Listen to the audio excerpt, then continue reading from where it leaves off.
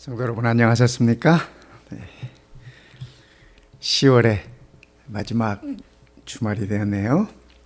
오늘 주의 은혜 속에서 모든 장례를 잘 마치신 우리 임재식 장로님 가족들에게 하나님의 위로와 또 우리 모든 성도님들의 위로가 함께 하시기를 바라겠습니다. 이 에스더서는 10장까지 있습니다. 그래서 10장까지 있는데 오늘은 9장입니다. 저는 에스더서 이 9장을 보면서 말씀을 준비하면서 제목을 승리의 그날이라고 붙였습니다. 제목만 들어도 기분 좋지 않습니까? 힘이 나지 않습니까? 승리의 그날.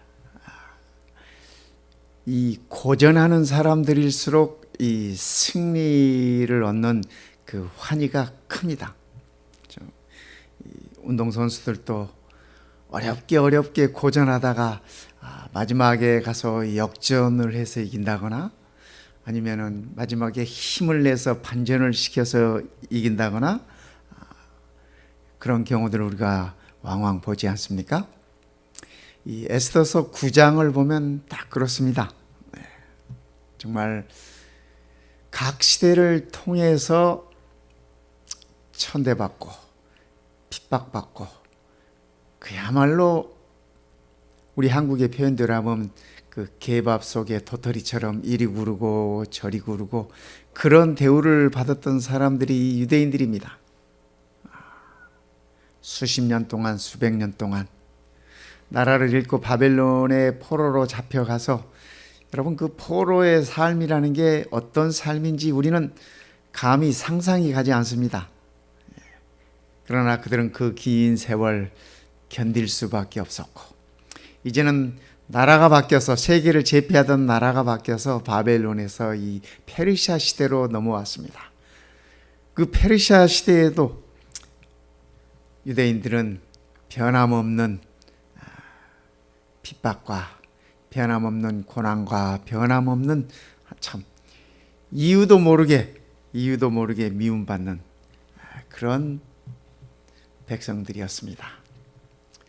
여러분 2차 대전 때 히틀러가 유대인들을 600만 명을 희생시켰다고 그러지 않습니까? 그런데 페르시아 시대, 페르시아 전 지역에 흩어져 있었던 유대인들이 약 1,400만 정도였습니다.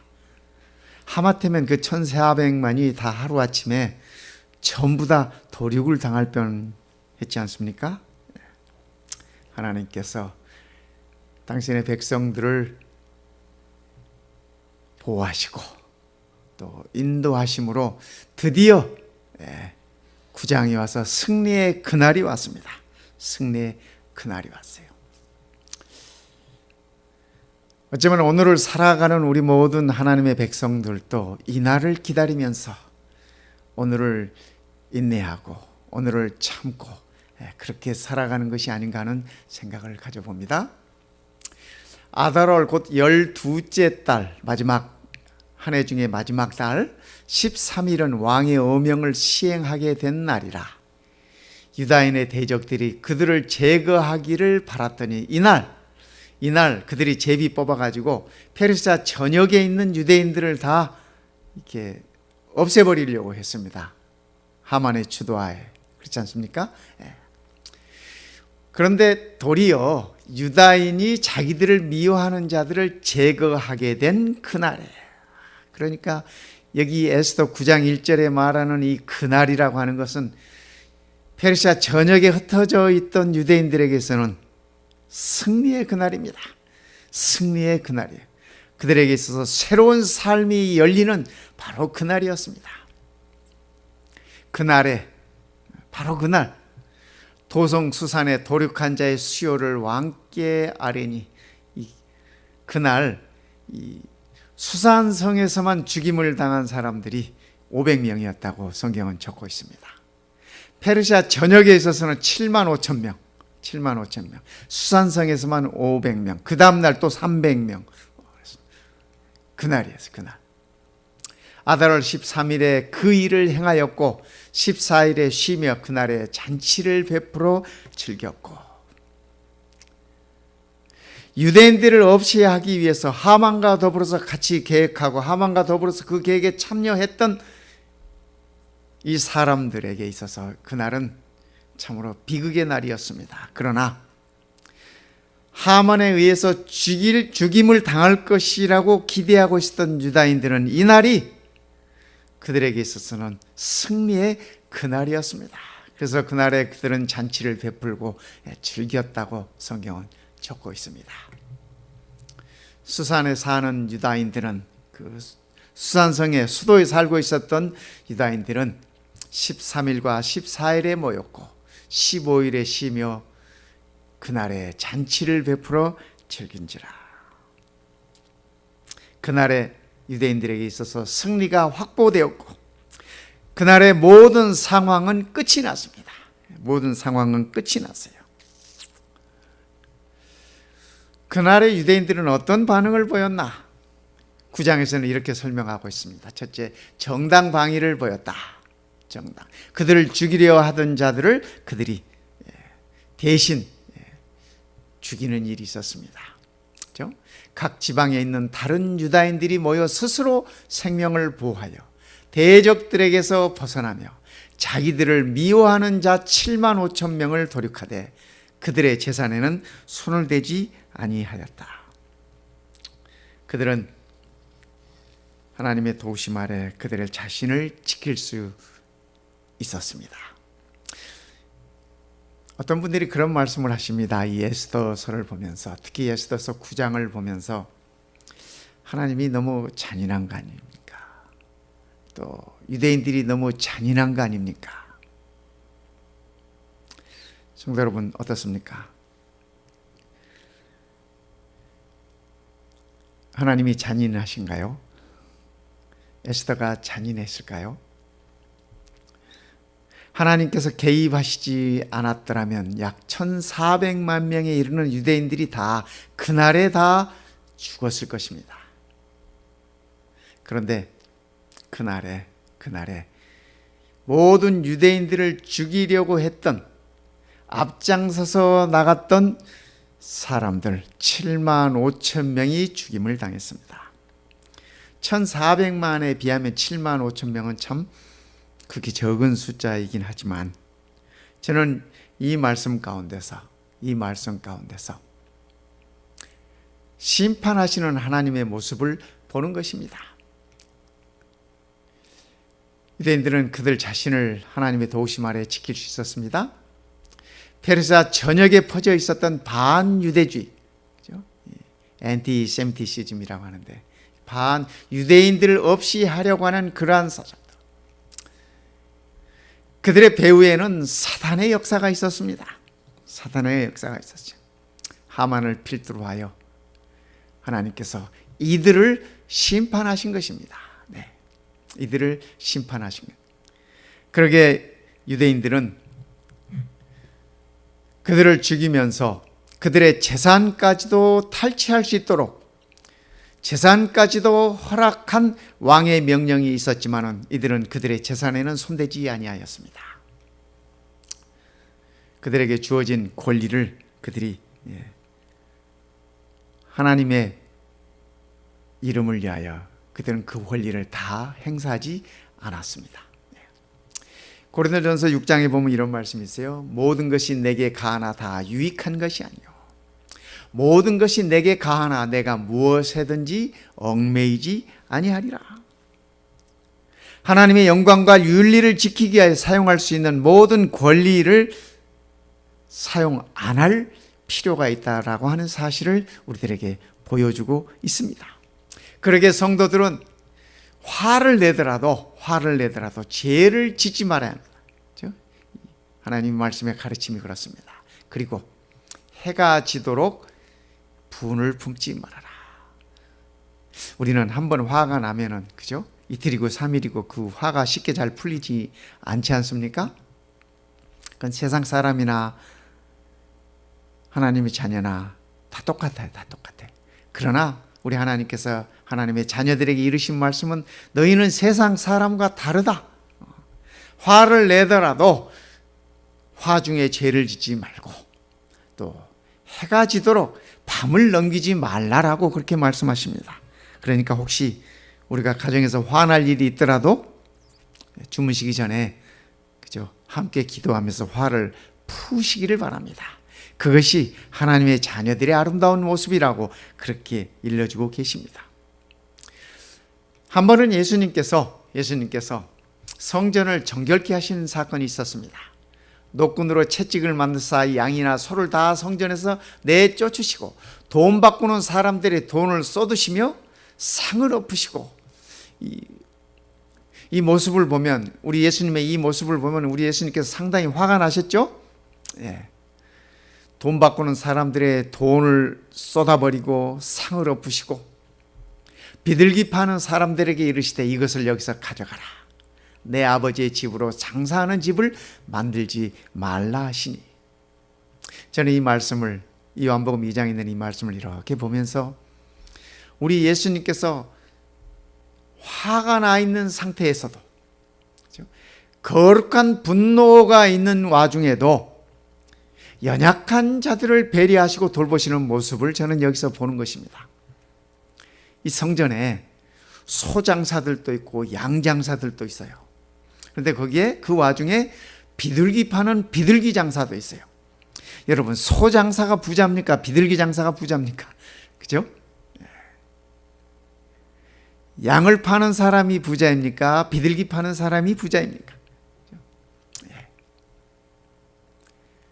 예수님께서 양이나 소를 파는 자들에게 있어서는 그들의 돈 바구니를 다 뒤집어 버리고, 그죠? 상을 다 엎어 버리셨지만은 비둘기 파는 사람에게 있어서는 그렇게 하지 않으셨어요. 그리고 하시는 말씀이 이걸 가져가거라. 여러분, 비둘기는 새는 이렇게 엎어 버리면 다 도망가는 거 아닙니까?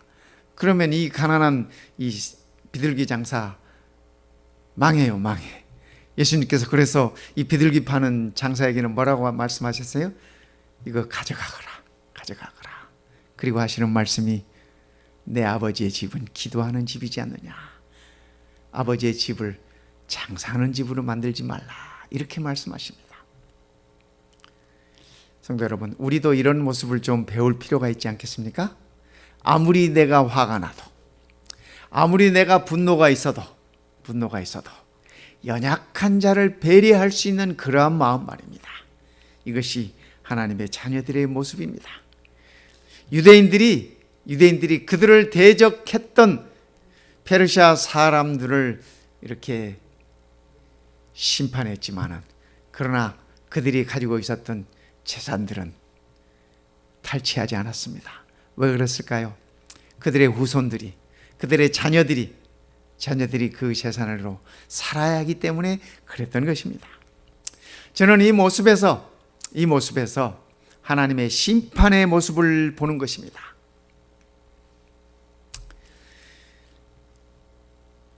에스더가요, 함므다다의 손자 유대인의 대적 하만의 10아들을 죽였으나 그들의 재산에는 손을 대지 아니하였더라. 에스더가 이르되 왕이 만일 좋게 여기시면 수산에 사는 유대인들이 내일 또 오늘 조소대로 행하게 하시고 하만의 10아들의 시체를 나무에 매달게 하소서 하니. 어떤 분은 이 말씀을 보고 그렇게 표현하세요.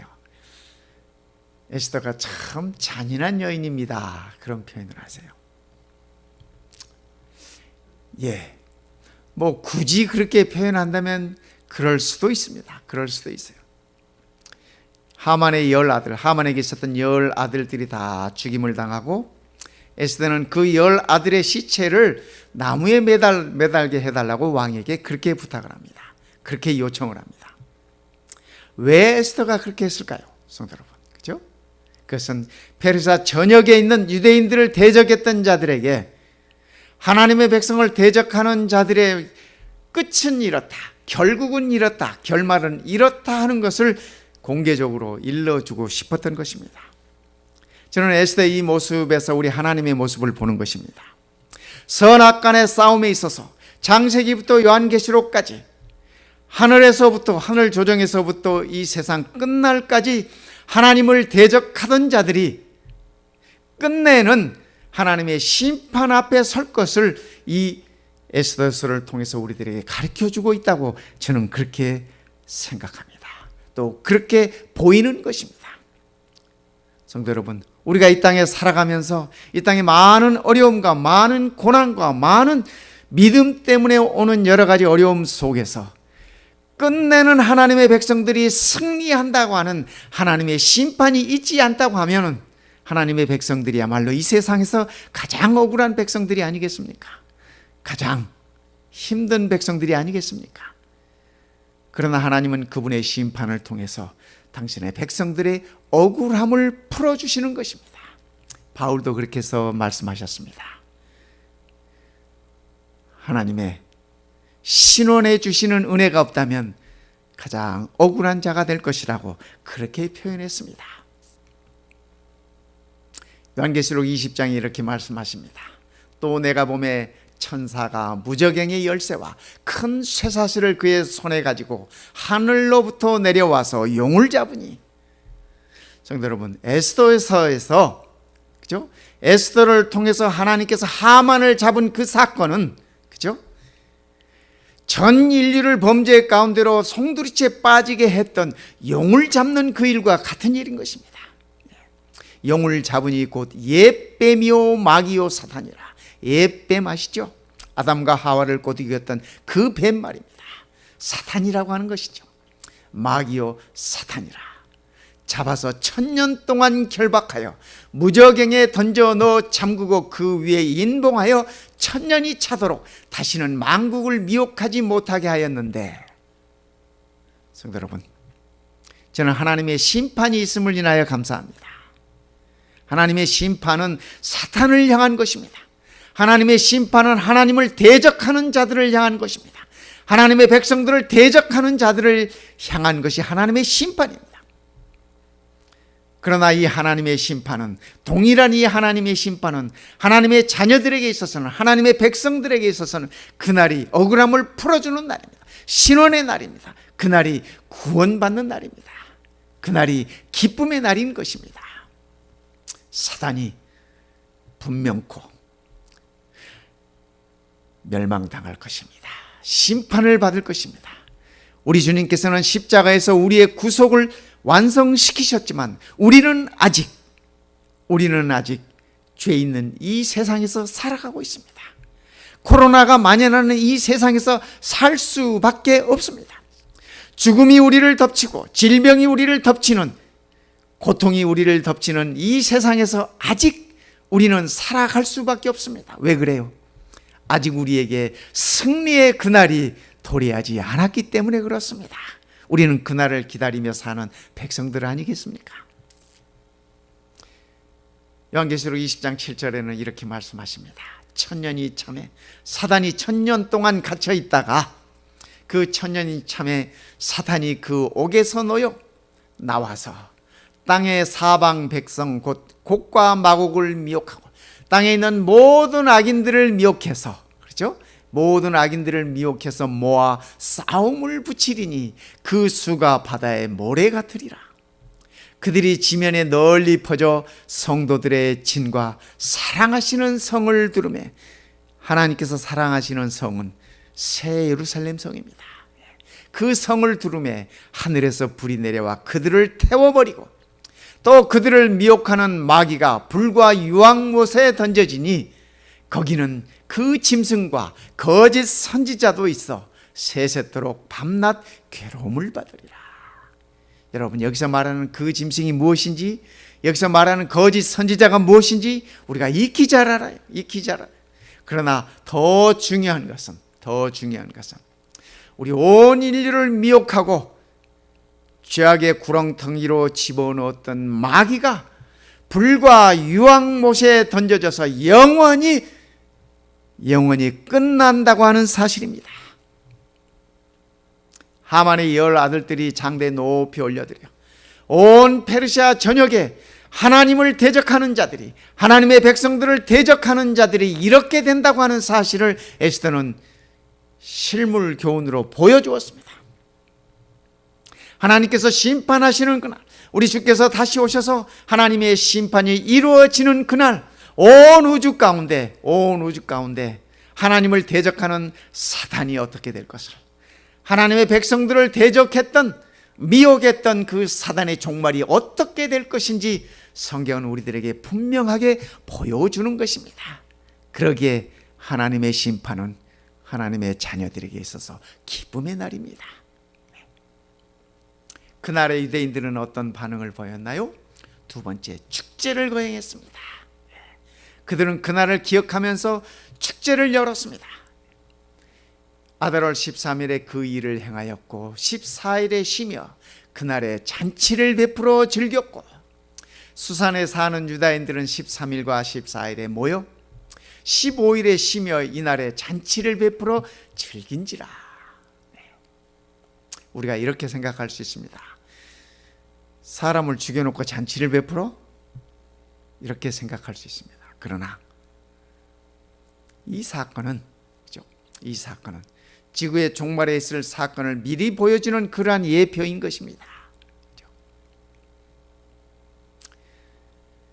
그들이 잔치를 베풀었을 뿐만 아니라 서로 선물을 주고받고, 그리고 가난한 자들을 구제했습니다. 성도 여러분, 오늘 우리가 매 안식일을 축제의 날로 보낼 것입니다.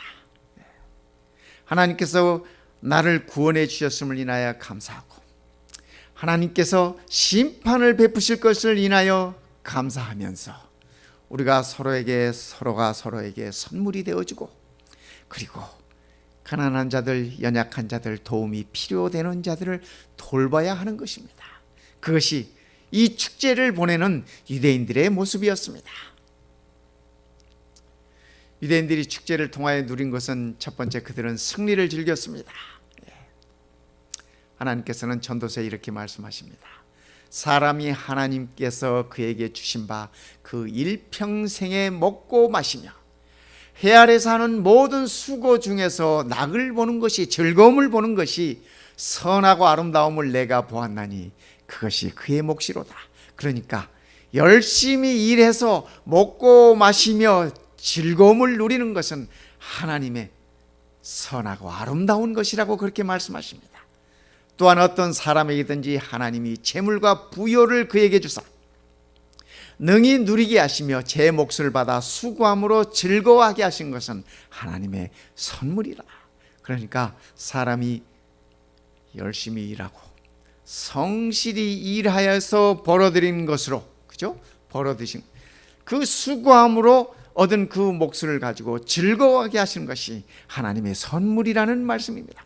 그러니까 성도 여러분, 열심히 일해서 열심히 누리시기 바랍니다. 또 열심히 나누시기 바랍니다.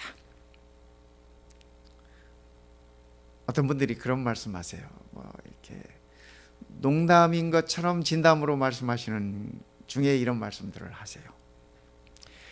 열심히 벌어놓고 건강할 때 그거 다 안 쓰고 놓아두면 나중에 아플 때 병원비로 다 나가고, 남는 것은 자식들이 다 가져간다. 그런 말씀들 하시더라고요. 그러니까 하나님께서 주신 축복들, 건강할 때 건강하게 잘 유용하게 누리시고 유용하게 활용하시기 바랍니다. 그것이 하나님의 선물이라고 말씀하시네요. 유대인들은 축제를 통하여 그들이 즐기되 나눌 줄 알았습니다. 그들 자신들이 즐길 뿐 아니라 그 즐거움을 통해서 함께 나눌 줄 알았다고 하는 사실입니다. 요한계시록 19장에 이렇게 말씀하십니다. 천사가 내게 말하기를 기록해라. 어린 양의 혼인잔치에 청함을 받은 자들은 복이 있도다 하고, 또 내게 말하되 이것은 하나님의 참되신 말씀이라 하고. 구원받은 하나님의 자녀들이요, 구원받은 하나님의 자녀들이 어린 양 앞에서, 죽임을 당하셨던 그 어린 양 앞에서 잔치를 베풀 것입니다. 축제를 베풀 것입니다. 그래서 우리가 천국에서 누리는 첫 번째 일은 어린 양과 더불어서 축제에 참여하는 것입니다. 생각만 해도 기분 좋지 않습니까? 우리 말에 닭살이 돋는다 뭐 그런 표현이 있는데, 그죠? 너무 감격스럽거나, 그죠?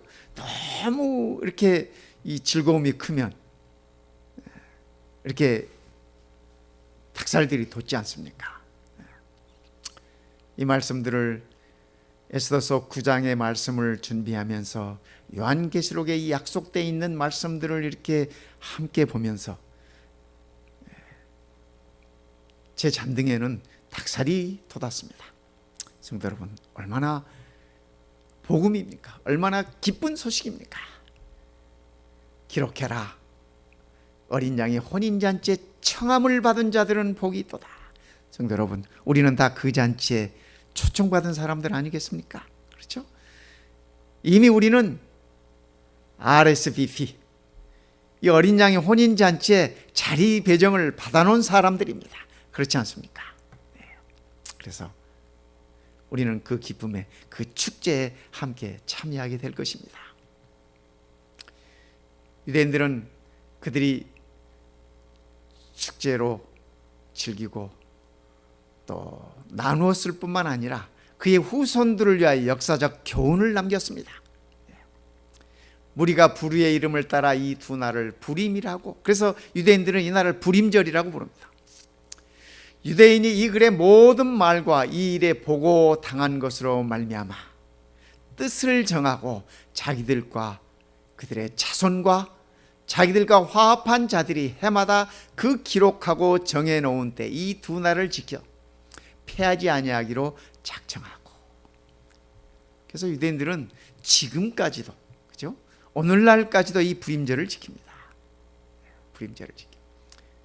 그들의 자자손손, 하나님께서 어떻게 당신의 백성들을 보호하시고 인도하셨는지, 어떻게 구원하셨는지를 잊지 않도록 그들은 역사적 교훈을 남겼다고 하는 사실을 우리는 알 수 있습니다. 정한 기간에 이 부림일을 지키게 하였으니 이는 유다인 모르드게와 왕후 에스더가 명령한 바와 유다인이 금식하며 부르짖은 것으로 말미암아, 그죠? 어떻게 하만의 손에서 구원받았는지 이 유대인들은 그의 후손들에게까지 이 모든 사실을 일러주고 싶었습니다. 모르드게가 금식하고 에스더가 금식하고 온 유대인들이, 수산성에 있었던 온 유대인들이 다 함께 금식하여 하나님의 도움의 손길이 역사했던 것을 그들은 자자손손 잊지 않기를 바랬습니다. 그래서 자기와 자기 자손을 위하여 정한 바가 있음이더라. 성도 여러분, 오늘 우리도 우리의 자녀들에게 우리가 누리는 축복과 우리가 누리는 구원의 기쁨을 일러주어야 할 것입니다. 엄마 아빠가 어떻게 예수를 만났고 어떻게 구원을 받았고 어떻게 회심했고 어떻게 구원을 받았는지 우리의 자녀들에게, 또 우리의 자녀들도 그들의 자녀들에게 일러줄 수 있도록 우리도 또한 믿음의 유산들을 물려주어야 할 것입니다. 요한계시록에 보면은요, 찬양이 5번 나옵니다. 요한계시록에 찬양이 5번 나오는데요, 구원받은 백성들이 창세기부터 요한계시록이 이르기까지 전 인류의 역사를 통하여 구원받은 자들이 이렇게 찬양합니다. 거룩하다, 거룩하다, 거룩하다. 주 하나님 곧 전능하신 이여, 전에도 계셨고 이제도 계시고 장차 오실 이시라 하고. 그렇죠. 우리가 믿는 하나님이 이런 하나님이십니다. 전에도 계셨고, 창조 전에도 계셨고, 사랑으로 우리를 창조하셨고, 또 우리를 구속하셨고, 지금도 계시고 장차 오실이라. 우리 주 하나님이여, 영광과 존귀와 권능을 받으시는 것이 합당하오니 주께서 만물을 지으신지라. 만물이 주의 뜻대로 있었고 또 지으심을 받았나이다. 이 요한계시록 4장에 하는 이 찬양은 만물이 주의 뜻대로 있었고 하는 이 만물 가운데는, 성도 여러분, 오늘 우리가 있다고 하는 사실을 기억하십시다. 하나님의 창조하신 만물 가운데 우리 모든 성도님들이 계세요. 그렇죠? 우리가 있음을 기억하시면 참으로 좋겠습니다. 요한계시록 5장에는 이렇게 찬양합니다. 죽임을 당하신 어린 양은 능력과 부와 지혜와 힘과 존귀와 영광과 찬송을 받으시기에 합당하도다. 핸델은 그의 메시아 가운데 이 성경절을, 이 찬양의 이 성경절을 그대로 가사에 넣었어요. 죽임을 당하신 어린 양. 그렇죠? 우리를 구원하시기 위해서 십자가 위에서 죽임을 당하신 예수 그리스도. 그렇죠? 세상 죄를 지고 가신 어린 양 예수 그리스도, 그분에게 모든 능력과 부와 지혜와 힘과 존귀와 영광과 찬송을 드리기에 합당하다고 하는 말씀입니다. 보좌에 앉으신 이와 어린 양에게, 그죠? 찬송과 존귀와 영광과 권능을 세세토록 돌릴지어다. 성도 여러분, 하만에게서 구원받은 페르시아 시대, 에스더 시대 유대인들이, 그들이 하나님을 향한 찬양의 마음이 이런 마음 아니었겠습니까? 그렇죠? 하나님을 향한 그들의 감사의 마음이 이런 마음 아니었겠습니까? 오늘 우리도 마찬가지입니다. 요한계시록에 있는 이 찬양은 구원받은 백성들이 하늘에서 하나님께 드리는 찬양입니다. 구원받은 이들이 하나님께 찬양 드릴 때 천만 천사들이 그 찬양에 화답합니다. 오늘 우리도 이런 찬양을 하나님께 드려야 되지 않겠습니까? 찬송과 존귀와 영광과 권능을 세세토록 죽임을 당하신 우리 어린 양께 돌려야 되지 않겠습니까? 요한계시록 7장에는 이런 찬양이 나옵니다. 구원하심이 보좌에 앉으신 우리 하나님과 어린 양에게 있도다. 구원하심이 보좌에 앉으신 우리 하나님과 그리고 죽임을 당하신 어린 양에게 있도다. 아멘. 찬송과 영광과 지혜와 감사와 존귀와 권능과 힘이 우리 하나님께 세세토록 있을지어다. 아멘. 이 얼마나 아름다운 찬양입니까? 저는 이 찬양의 멜로디를 몰라요. 물론 핸델의 이 멜로디가 있긴 하지만, 그러나 우리가 하늘에서 부를 때 이 찬양의 멜로디가 어떤 멜로디일까 상상해 봅니다. 제가 음악적 자질이 없기 때문에 또 음악적 상상력이 없기 때문에 어떤 멜로디가 나올지 모르겠어요. 그러나 한 가지 제가 분명하게 아는 사실은 이 세상 그 어디에서도 들어본 적이 없는 가장 아름다운 멜로디가 아닐까, 그런 생각을 해보면서 저도 이 찬양에 참여하고 싶습니다. 저도 이 찬양에 꼭 참여해 보고 싶습니다. 성도 여러분, 사랑하는 자들과 사랑하는 우리 모든 성도님들과 사랑하는 우리 모든 자녀들과 더불어서 이 찬양을 함께 부르고 싶은 마음인 것입니다. 요한계시록 7장에 나오는 이 찬양은 흰옷을 입은 구원받은 하나님의 백성들이 부르는 찬양입니다. 아멘 찬송과 영광과 하는 이 화답하는 찬송은 그들의 구원받은 이들의 이 찬양을 들으면서 천만 천사들이 화답하는 찬양입니다.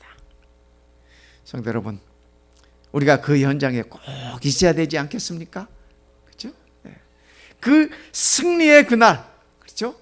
그 승리의 그날 우리 모두가 꼭 그 현장에 있어서 이 찬양을 마음껏 우리의 목이 터져 나가도록 함께 부를 수 있으면 정말 좋겠습니다. 요한계시록 15장에는 이런 찬양이 나옵니다. 주 하나님 곧 전능하신 이시여 하시는 일이 크고 놀라우시도다. 우리 주 하나님이 하시는 일이 무슨 일일까요, 성도 여러분? 그죠? 세상을 창조하는 일일까요? 코로나를 다 물리치는 일일까요? 그죠? 그 모든 일 가운데서 그분이 하신 가장 크고 놀라우신 일은 우리를 구속하셨다고 하는 사실입니다. 그죠? 주 하나님 곧 전능하신 이시여 하시는 일이 크고 놀라우시도다. 만국의 왕이시여 주의 길이 의롭고 참되시도다. 주여 누가 주의 이름을 두려워하지 아니하며 영화롭게 하지 아니하오리까? 성도 여러분, 유대인들이 승리하는 그 모습을 보면서 페르사 전역에 있었던 페르시아인들이 하나님의 백성들을 두려움과 떨림으로 보았습니다. 그 현장을 두려움과 떨림으로 보았어요. 오직 주만 거룩하시니이다. 주의 의로우신 일이 나타났음에 만국이 와서 주께 경배하리이다. 유대인들의 그 승리의 그날, 페르시아인들이 그들이 유대인에 합류했더라고, 유대인들과 더불어 합류했노라고 에스더서는 그렇게 적고 있습니다. 오직 주의 거룩하심이 나타나고 주의 의로우신 일이 나타나며 만국이 와서 주께 경배하리이다. 얼마나 아름다운 찬양입니까? 요한계시록 15장은 어린 양의 노래, 모세의 노래라고 표현되는 바로 그 찬양입니다. 요한계시록 19장에는 이런 찬양이 있습니다. 할렐루야, 구원과 영광과 능력이 우리 하나님께 있도다. 그의 심판은 참되고 의로운지라. 음행으로 땅을 더럽게 한 큰 음녀를 심판하사 자기 종들의 피를 그 음녀의 손에 갚으셨도다. 성도 여러분, 이 요한계시록 19장은 끔찍한 장입니다. 무서운 장입니다. 험한 장입니다. 험한 장이에요. 하나님께서 음녀를 심판하시는, 바벨론을 심판하시는 심판의 장이에요. 그런데 이 19장 시작하면서 찬양으로 시작합니다. 할렐루야, 구원과 영광과 능력이 우리 하나님께 있도다. 그의 심판은 참되고 의로운지라. 그렇죠? 음행으로 땅을 더럽게 한 큰 음녀는 그 심판을 받아서, 그죠? 예, 그 심판을 받아서 멸망할 것이지만은 하나님의 종들은 억울하게 피를 흘렸던 그 피에 신원함이 나타날 것이라고 그렇게 얘기하고 계시는 것입니다. 성도 여러분, 우리의 억울함을 갚아주시는 하나님의 심판날이 있음을 인하여 우리가 감사하십시다. 그날이 우리에게는 승리의 날이요, 그날이 우리에게는 축제의 날이요, 그날이 우리들에게 있어서는 잊지 못할 찬양의 날임을 기억하시면 좋겠습니다. 성도 여러분, 오늘 이 안식일 하나님 은혜 가운데 에스더서 9장을 마치면서 에스더 9장에 나타나 있는 이 승리가 오늘 우리의 승리를 확신시켜주는 사건이었다고 하는 사실을 기억하면서 아직 우리들에게 도래하지 않은 그 승리의 날을 우리가 인내하면서 견디면서 기다리십시다. 어제도 오늘도 내일도 동일하신 우리 하나님께서 그분의 약속대로 반드시 그 승리의 날이 우리에게 도래하실 것입니다. 그날이 곧 멀지 않았으리라고 기대하면서 설레임으로 기다리면서 오늘 이 안식일이 우리 모든 성도님들에게 평안과 행복과 찬양의 안식일이 되시기를 이 시간에 간절히 바랍니다. 기도하겠습니다. 우리 아버지 하나님,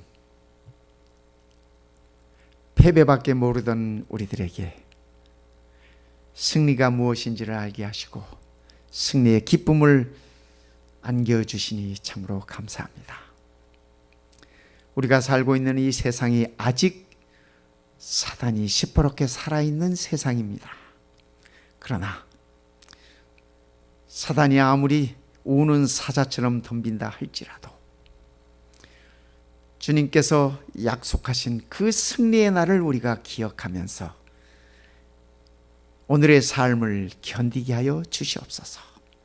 우리 모든 성도들이 믿음 위에 굳건히 서게 하시고 흔들림 있지 아니하도록 붙들어 주시옵소서. 오늘 우리에게 죽임을 당하신 어린 양이 계시고 보좌에 앉으신 하나님의 은혜가 있음을 기억하게 하시고 끊임없이 성령 하나님의 감동하심으로 우리와 함께 거하시고 우리를 인도해 주심을 우리가 기억하게 하심으로 끝내는 우리도 승리할 수 있다라고 하는 확신과 자신감과 믿음으로 살아가게 하여 주시옵소서. 오늘 이 안식일이 믿음 위에 굳게 서서 오직 우리 하나님께 영광과 찬송을 드리는 아름다운 안식일이 되게 하시고 우리의 존재와 우리의 구속함을 다시 한번 확인하는 아름다운 안식일 되도록 축복하여 주시옵기를, 우리를 구원하시고 또 우리를 위하여 다시 오시겠다고 약속하신 우리 주님 예수님의 이름으로 간절히 기도드리옵나이다. 아멘.